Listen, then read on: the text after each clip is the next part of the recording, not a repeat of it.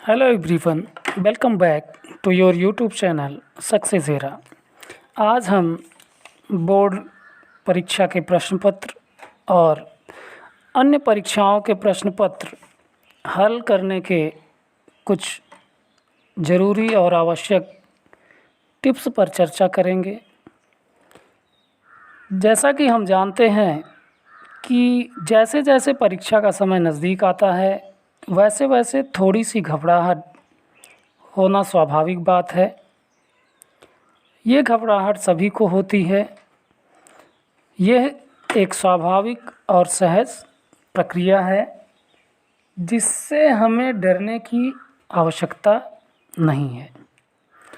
कई बार ऐसा होता है कि हमने बहुत पढ़ा है पर अब लगता है कि जैसे कुछ पढ़ा ही नहीं है, याद नहीं होता है। ये केवल लग रहा है, ये केवल एक भ्रम मात्र है जिसका वास्तविकता से कुछ लेना देना नहीं होता। यदि आपने वास्तव में पढ़ा है, परिश्रम किया है, अभ्यास किया है, तो ये तय माने कि आपका परिश्रम रंग अवश्य लाएगा। जब आप एग्ज़ाम हॉल में पेपर हल करना प्रारंभ करेंगे तब आपको इसका फ़ायदा, इसका लाभ अवश्य मिलेगा। हाँ, पर इसके लिए भी आपको पढ़ाई जारी रखना होगा, पढ़ाई करते रहना होगा। इस स्थिति में पहुंचने के लिए, और जब आप ऐसा करेंगे तो आपको जब पेपर मिलेगा तो लगेगा कि प्रश्न पत्र के सभी प्रश्नों के आंसर आपको बखूबी आते हैं। एक बात और कि परीक्षा के दिन हमें ज़्यादा पढ़ने से बचना चाहिए। यदि अति आवश्यक ना हो तो हमें उस दिन फ्री माइंड से एग्ज़ाम देने जाना चाहिए। ऐसा इसलिए क्योंकि आपने इस कार्य से पूर्व में अर्थात परीक्षा वाले दिन से पहले काफ़ी कुछ पढ़ा है। यदि परीक्षा वाले दिन हम नए टॉपिक को पढ़ते हैं, अधिक पढ़ना प्रारंभ कर देते हैं, तो जो टॉपिक्स हमने तैयार नहीं किया है या कम तैयार किया है, तो जब वहाँ पहुँचते हैं तो इससे हमारा आत्मविश्वास डिगता है, कम होता है। हाँ, यदि पढ़ना ही है तो अपने पूर्व में अपने खुद के बनाए नोट्स का रिवीज़न कर सकते हैं, पर यदि संभव हो तो परीक्षा के दिन ना ही पढ़ें। फ्रेश होकर जाएं, अच्छी नींद लेकर जाएं। आपके सोचने की क्षमता इससे प्रखर बनती है और आपने जो भी पूर्व में पढ़ा है, तैयार किया है, वो सब आपके मस्तिष्क में बना हुआ है और आपका मस्तिष्क परीक्षा भवन में उसका प्रभाव अवश्य दिखाएगा। दूसरी बात कि कुछ लोगों के 1-2 पेपर हो चुके हैं, इससे भी आपको कुछ आइडिया अवश्य हो गया होगा पेपर हल करने का, पेपर की प्रकृति को समझने का। फिर भी कुछ ऐसी बातें हैं जिस पर हमें अमल करना चाहिए, जिसको मानना चाहिए, जो कि आपको अवश्य आशातीत सफलता प्राप्त करने में मदद करेगा। जैसे सबसे बड़ी कि पेपर मिलने के बाद सर्वप्रथम हमें पेपर को एक सरसरी तौर पर पढ़ना अवश्य चाहिए। पेपर का संपूर्ण अवलोकन करना अति आवश्यक है।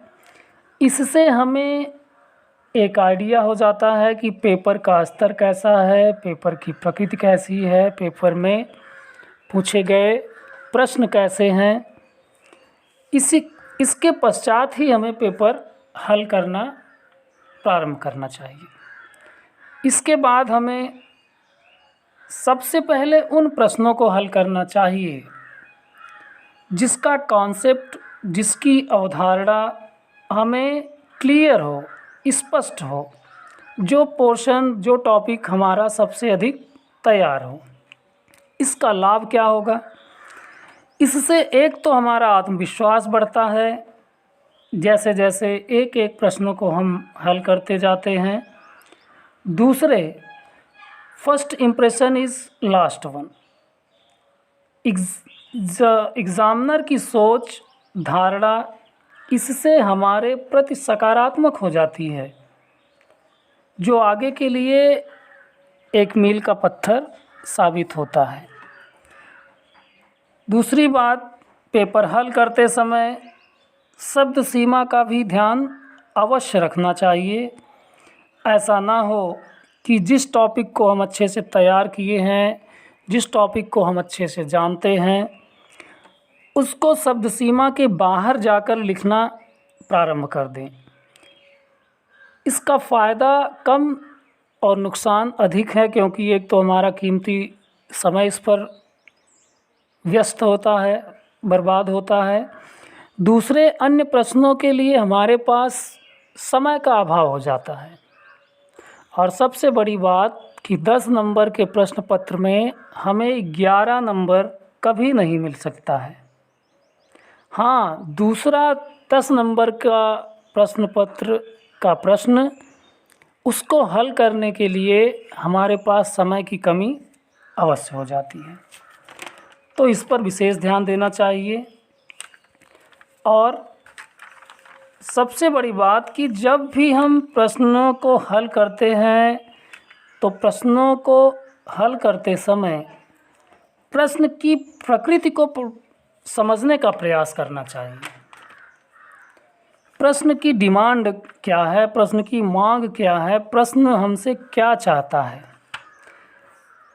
यदि हमसे गांधी जी के गुणों को स्पष्ट करने के लिए कहा गया है, तो हमें सिर्फ़ और सिर्फ गांधी जी के गुणों की ही विवेचना करनी चाहिए। हमारा जो आंसर हो वो गांधी जी के गुणों पर ही केंद्रित होना चाहिए, ना कि गांधी जी के जन्म, गांधी जी के माता पिता, गांधी जी की यात्रा, गांधी जी की डिमेरिट्स आदि पर फोकस ना करें। क्योंकि व्यर्थ की बातों को लिखने से फिर वही बात होगी कि एक तो हमारा समय व्यस्त होगा, और दूसरे, हमारे उस उत्तर का अधिक अंक हमें प्राप्त नहीं होने वाला है, और दूसरे प्रश्नों के लिए समय की कमी हो जाएगी। और प्रत्येक प्रश्न का उत्तर हमें अवश्य देना चाहिए। प्रश्न पत्र के किसी भी प्रश्न को ना छोड़ें।